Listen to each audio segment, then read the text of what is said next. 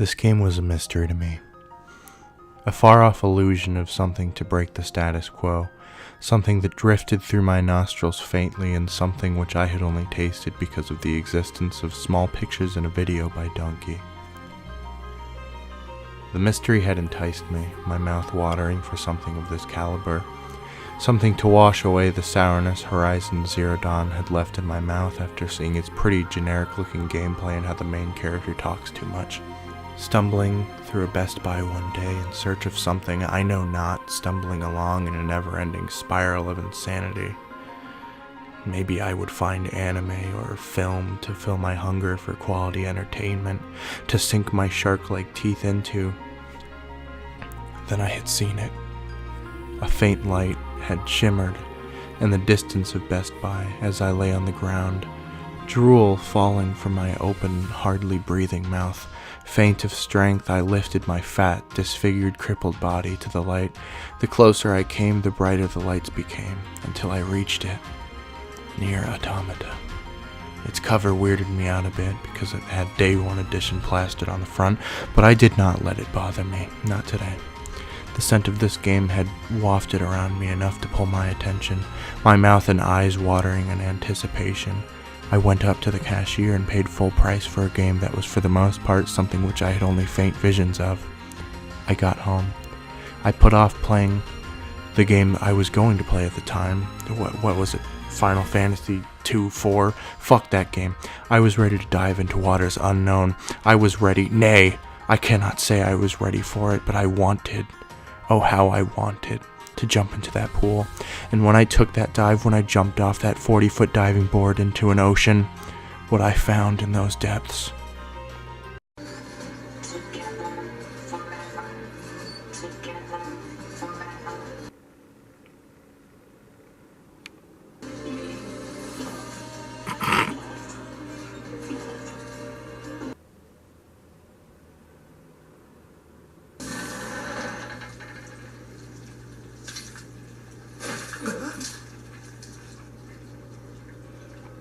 Android? No, this is a machine.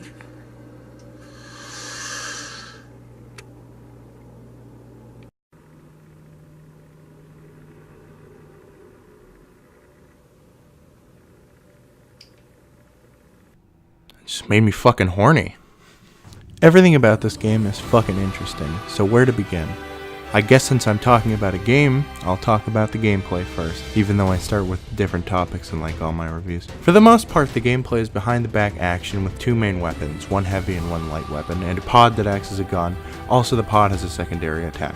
There are multiple weapons you can find, achieve, and buy, along with pod upgrades and different secondary weapons for your pod. Different weapons mean different combinations you can try out, different combos you can string together to take down enemies, or you can just match square. Since the game is mostly open world, you run around until finding a group of enemies, then fight them. Fighting is pretty standard stuff. They either attack head-on or shoot from a distance. You will usually do both. And since your pod is set to a different button than any of the weapons and isn't even on your being, you can always be shooting when you fight enemies.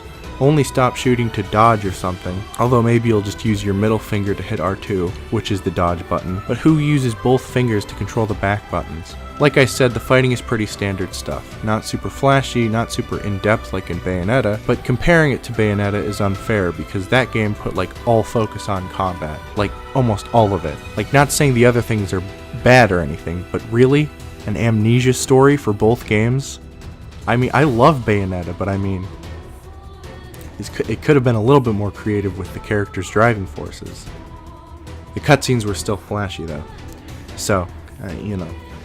Where I think this game may not have shined as much in the intense combat just like Bayonetta, I think it shines more in the presentation.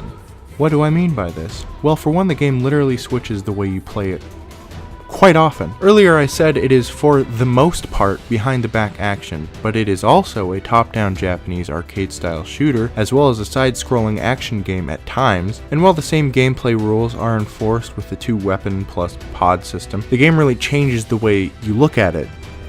Like literally. It takes certain aspects from other games which really aren't ever paired with a game in this genre, and I for one think that's a really creative idea. To top it all off, they blend together surprisingly really well. If you had come up to me and said, hey, I'm gonna make a game that is an open world action oriented sci-fi game with a big focus on plot and borrows from Japanese shooter and 2D platforming action genre and also has fucking RPG elements, honestly, I'd be very intrigued. I can't even lie about that. Hey, I just mentioned RPG elements. No, this certainly isn't a transition I lazily shoehorned in. There's a lot of customization in this game. Small changes can be made to enhance combat, add health, or create restorative powers, all through these plug-in chips. And since you're androids, it does make sense. I imagine them like little USBs you stick into your ass. No, cut that joke.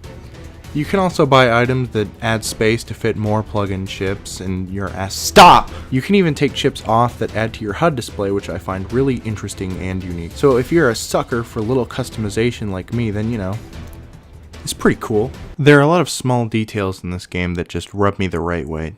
Jesus, this is a weirdly sexually fueled review. Exploring will lead you to some neat little places, or to things like your sword that you lost at the beginning of the game, even some weird boulders in the desert. There were actually some things that I discovered gathering footage that I never found in my first playthrough of the game. Although I don't play a lot of open world games, to be frank, so this is probably on par with the usual stuff. However, even so, I can't help but feel like there is a level of detail added in this game that really adds to the full experience, ranging from the gameplay, to the world, to the music, to the story. NieR Automata is set in a future where humans have fled the Earth, leaving all the cities to be taken over once again by nature. And nature taking over once human-made structures is one of my favorite settings personally, both as an idea and aesthetically. Plants and animals flourish, giant trees have developed and wrap around the buildings, structures that the power of man once built up are now being eroded. It's just such a beautiful setting to me, you know? To look at man being defeated by nature. Unfortunately, there aren't a lot of areas to explore, just the city, forest, and desert. I really would have loved to see more of these ideas set into motion for me to gaze at with my hungry eyes.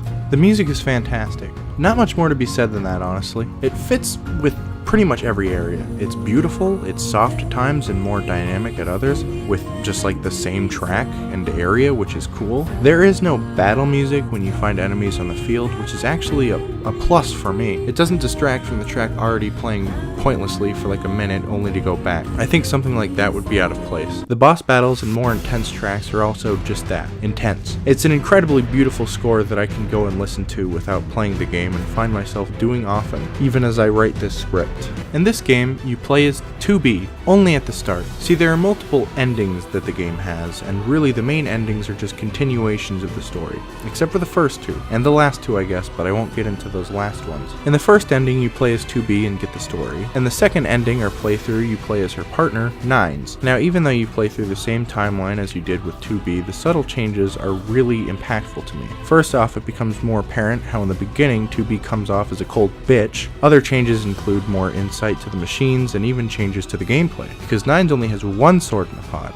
So his triangle button is reserved for hacking. Now when you hack, it goes to a top-down Japanese shooter, and if you succeed in the hack, you do a great deal of damage to an enemy. Or if you're talented, you can take control of an enemy. It adds enough zest to keep me invested in the same events for a second time. The character interaction is great. 2B is a somewhat cold and to the point kind of person, android, while Nines is a much friendlier and jokey guy. Their relationship starts off cold and sometimes awkward, then it slowly grows into a better friendship, where they're more understanding of each other and start seeing each other's points and ways of thinking. This kind of thing is even seen in the side quests, and I really love the dialogue in this game, not just because it's good dialogue, but because they don't stop the fucking gameplay in order to talk. The pods do this too. When they interact with you, it's so much more bearable because it doesn't stop you dead in your tracks like any of the Zelda companions. NieR Automata is a weird game, and that's probably something which a lot of people have decided to desperately try and point out to make themselves seem funny, like, oh look, this robot has a weird face, look at his weird robot face, haha. But I'm pointing it out simply from an analytical perspective, because the game is indeed weird, and it's something that I have to comment on, because I'm reviewing the game. The way that the characters sometimes interact with each other is odd, but I think most of the weirdness comes from the machines. The machines are very weird in the way that they act and talk to you, and although yeah, it is is weird, it makes a lot of sense at times. The way the machines act isn't just, whoa, random. It's very odd behavior, but it doesn't ever step out of line for the story. It ties in really, really well with the game's story and themes, and the story and themes are really, really good, and can get quite depressing at times, actually. The themes from the game include bonds and relationships, dealing with emotions, never-ending search for acceptance and beauty, loss of a loved one, and even fucking religion. I'm trying to remain vague here, but I think my point remains that this game tackles some incredible things, and seriously, I'd love to go more into detail. More detail about how the machine's very odd behavior fits into the story, and more details about how it handles all the themes, but I shouldn't spoil a game like that, so go. Just play the game for yourself. Just go out and just play it.